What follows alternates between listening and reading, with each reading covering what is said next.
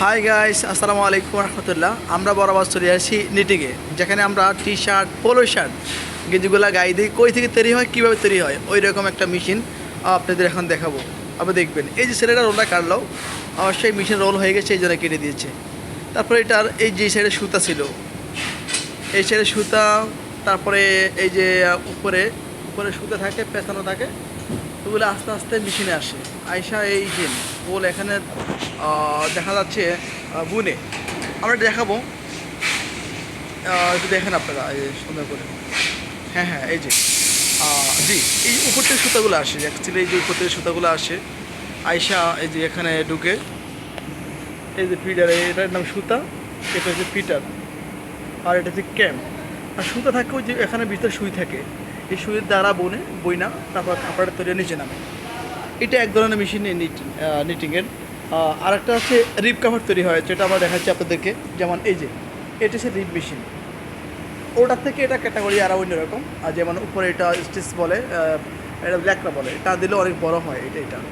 এটাও আসে মেশিনে আইসা, এটা আস্তে আস্তে আইসা এই যে এখান দিয়ে লাগানো হয়।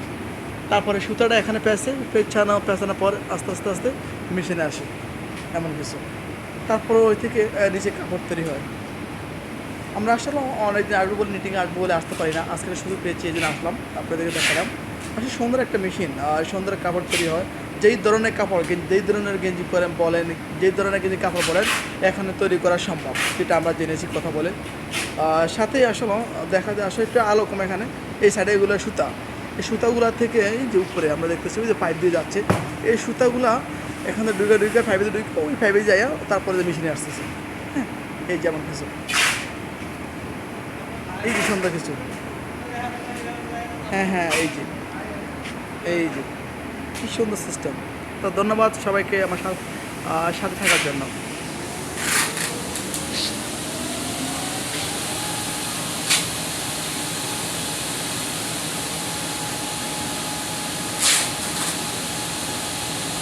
তারপরে কিছু কিছু বন্ধ আছে, ওগুলা মনে কাজ অফ আছে নাকি, এগুলো একদম নিউ মেশিন, কাজ অফ আছে নাকি, এর জন্য অফ আছে,